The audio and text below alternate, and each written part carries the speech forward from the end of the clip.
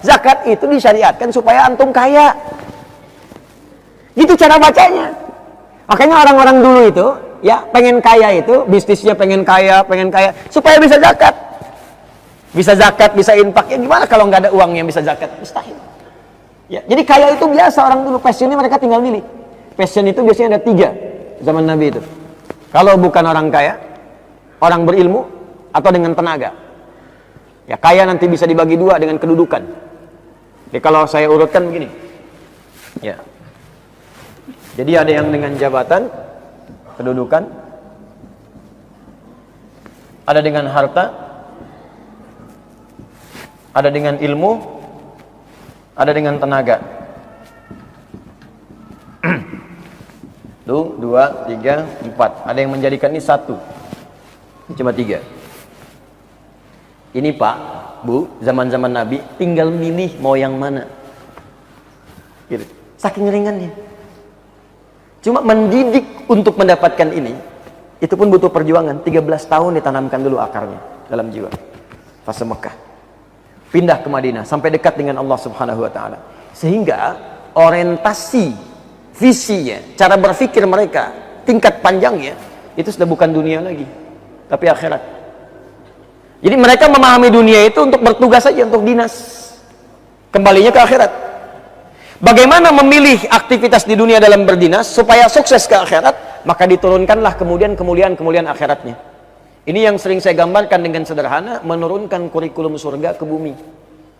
Kan sederhana, di Quran kan dijelaskan. Yuk ngajinya diperbaiki ngajinya. Coba kalau ngaji tematik, turunkan supaya hidup kita itu berarti, terukur.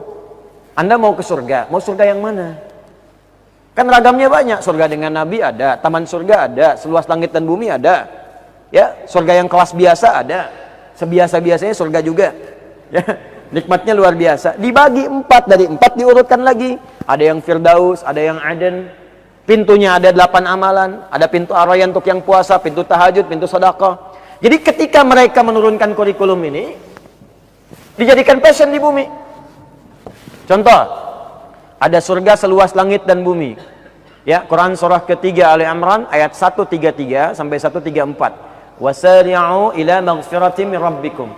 Wasari'u ila maghfiratin min rabbikum wa jannatin 'arduha as-samawati wal ardu u'iddat lil muttaqin. Bergegas Anda koreksi diri, introspeksi, evaluasi, dan berharap nanti saat pulang ke akhirat punya rumah di surga seluas langit dan bumi. Disediakan bagi orang takwa. Apa amalannya? Ayat 134-nya ternyata amalan harta yang duluan. Alladzina yunfiquna fis sarai wadh-dharra. Yang gemar berinfak, infak. Ternyata infak itu bisa umum luas. Ya, nafkah ke suami, suami ke istri disebut infak. Awas Bu, nafkah itu singkatan dari infak. Dalilnya Quran surah keempat An-Nisa ayat 34. Ar-rijalu qawwamuna 'alan nisa bima faddalallahu ba'dahum 'ala ba'din wa bima anfaqu min amwalihim. Pemberian pada orang tua, kerabat, saudara disebut infak. Quran surah kedua ayat 215. Yas'alunaka madza yunfiqun qul ma anfaqtum min khairin falil walidain wal aqrabin wal yatama wal masakin wabnis sabil. Ya. Pemberian jenis sedekah, cirinya infak. Ya. Dalilnya apa? Quran surah Al-Baqarah ayat 264. Ya ayyuhalladzina amanu la tubtilu shadaqatikum bil manni wal adza kalladzi yunfiqu malahu ria'an nas. Dari sini muncul zakat. Zakat disebut sedekah. Quran surah 9 ayat ke-60. Innamas shadaqatu lil fuqara wal masakin wal 'amilina 'alaiha wal mu'allafati qulubuhum wa fir riqab wal gharimin wa fi sabilillah wa ibnis sabil. 8 golongan. Jadi orientasinya kalau ingin mendapatkan surga dengan surga yang indah, rumahnya luas, mewah, seluas langit dan bumi, silahkan ambil passionnya dengan harta. Makanya banyak orang kemudian, beberapa kalangan sahabat Nabi berusaha dengan passionnya. Ilmunya di sini, punya manajemen, bisnis, passionnya di ekonomi, dagang dia. Orientasinya apa? Supaya bisa mendapatkan surga tadi. Turunkan ke bumi kurikulumnya. Begitu diturunkan, maka dia ambil passion harta. Dia keluarkan bab bisnis dalam Al-Quran. Gimana cara bisnis yang baik? Ya, dia ikuti petunjuk Nabi. Jauhi ini, lakukan ini, tinggalkan riba, jauhi korupsi, jauhi kolusi, jauhi macam-macam, tinggalkan yang ini. Ini yang berkah, ini yang tidak. Keluarkan semua. Jadi passion kehidupan. Hasilnya bagaimana? Muncullah seperti Abdurrahman bin Auf. Modal cuman pakaian. Modal pakaian Pak saat hijrah ke Madinah. Tiba-tiba 3 bulan saya jadi orang kaya, nomor 3 di Madinah. Setahun kapaknya terbuat dari emas. Setahun. Tapi pekerjaannya apa? Yang paling membahagiakan bagi beliau bukan saat datang peningkatan omsetnya. Jadi Pak, 600 truk isinya emas, perak, dan logam mulia itu biasa bagi beliau. 600 truk datang, isinya emas semua. Emas, perak, logam mulia, dan sebagainya datang. Biasa aja. Kapak terbuat dari emas. Coba. Tapi apa pekerjaannya? Tiap hari dilihat orang Madinah. Siapa yang tidak mampu disantuni sepertiga orang Madinah. Yang punya utang dibebaskan. Yang belum kerja dikasih modal. Malamnya disebutkan gak ketinggalan tahajud, gak ketinggalan tahajud. Bahkan sekelas Utsman bin Affan, Abdurrahman bin Auf, Tamim Ad-Dari itu disebutkan Al Imam An-Nawawi dalam kitabnya At-Tibyan fi Adab Hamalatil Quran sampai khatam Al-Quran tahajudnya. Bayangkan kaya sekaya-kayanya, kaya kan kaya dibagi 3. Kaya banget, kebangetan kayanya. Ya. Ini udah kebangetan kayanya masih tahajud juga. Yang sekarang apa? Sekaya-kayanya lihat kapaknya masih dari emas gak? Mungkin minyak kayu putih cap kapak aja nggak punya. Tapi ya orientasinya ini, makanya kenikmatannya itu saat ibadah. Jadi kata Nabi itu kaya itu biasa bagi umatku, biasa. Jadi biasa aja. Pertanyaannya, apakah Bilal cemburu? Tidak. Apakah Ali cemburu? Tidak. Karena Bilal mengejar yang lain. Jadi begitu yang kaya-kaya tadi melihat, misal Quran surah ke-28 ayat 77. Wabtaghi fima atakallahu daral akhirah wa la tansa nasibaka minad dunya. Hei, hartamu pakai untuk cari akhirat, tapi jangan lupakan duniamu. Gaya silahkan. Dengan niat ibadah. Silahkan kaya sekaya-kayanya. Subuhan pakai Ferrari, duhur Lamborghini, asal pakai Pajero, silahkan aja, gak ada masalah. Ya. Mau ke Mekah pakai private jet, gak ada masalah, silahkan. Tapi orientasinya akhirat. Tahajud tetap jalan, biasa aja gitu. Ya, silahkan, maksimalkan. Tapi tujuan utamanya apa? Ibadah. Apakah Bilal cemburu? Tidak, karena saya pengen carinya dengan tenaga. Saya nggak pengen capek kerja, saya pengen adzan aja. Masuk surga juga. Ya ketemunya di surga juga. Ente harta pakai disibuk 24 jam nyari gini ibadah. Saya adzan doang, surga juga. Allahu Akbar, Allahu Akbar. Kata Nabi, aku mendengar terumpahnya Bilal di surga. Garansi adzan. Kalau cuma udah bisa adzan ke surga, ngapain saya seperti Anda katanya. Tapi kan passionnya beda-beda, lain-lain. Ali cari dengan ilmu, karena Allah wajah. Bilal udah adzan. Saya ke masjid, saingan udah ada. Udah ada yang adzan. Yang kaya sudah ada. Saya cari dengan pengetahuan. Maka Ali fokus pada pengetahuan. Diikuti setelahnya dengan Abu Hurairah tuh. Ada Salman Al-Farisi dan sebagainya. Pengetahuan, ilmu. Makanya dikenal Ali itu termasuk sahabat yang jenius, Pak. Jadi ada Umar bin Khattab radhiyallahu taala anhu, Ali bin Abi Thalib, ya Amr bin As, termasuk Khalid bin Walid itu jenius. Ada kitab namanya Kitab Al-Jawahir. Karangan Syekh Tantawi Al-Jauhari. Coba buka bab yang terakhir, jilid yang terakhir. Itu jilid paling terakhir itu suka ada teka-teki gitu. Ya, teka-tekinya bukan teka-teki silang kayak yang sekarang isi kotak sekian, ini kolom sekian, miring kanan, miring atas, silang gini, tidak, bukan.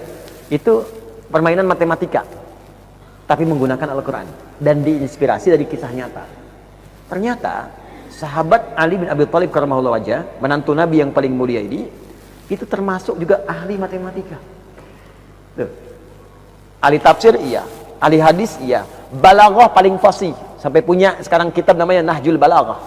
Tulis Nahjul Balaghah untuk menunjukkan kefasihan sahabat Ali bin Abi Thalib. Ternyata itu pakar matematika. Dan sering saya kisahkan ini, seorang mengadu kepada kepada Ali bin Abi Thalib, mengadukan istrinya, ya Amirul Mukminin, istri saya selingkuh. Istrinya protes, tidak ya Amirul Mukminin, saya tidak selingkuh, tidak. Ditanya, kamu selingkuh? Tidak. Bersumpah mau? Saya bersumpah.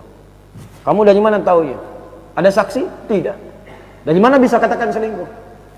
Masa 6 bulan sudah lahiran? Orang normal 9 bulan, dia 6 bulan katanya. Kata Ali, senyum Ali ketawa. Apakah engkau tidak baca firman Allah Subhanahu wa taala? Dibacakanlah Quran surah 46 itu, Al-Ahqaf ayat 15. Ya. Sampai kepada kalimat wa hamluhu wa fisaluhu 30 syahr. mengandung dan menyapihnya. Menyapih itu memberikan ASI sampai disapih selesai, itu 30 bulan. Terus kenapa? Apa engkau juga nggak baca firman Allah di Quran surat 31 Luqman ayat yang ke-14 itu? Ya, wasainal insana biwalidayhi hamalathu ummuhu wahnan ala wahn wa fisaluhu fi amain. Seorang ibu itu mengandungnya luar biasa sulit, berat, sampai menyapihnya aja butuh 2 tahun.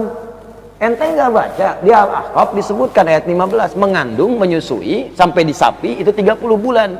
Menyusui menyapih saja di Luqman 2 tahun, 2 tahun kan 4 bulan.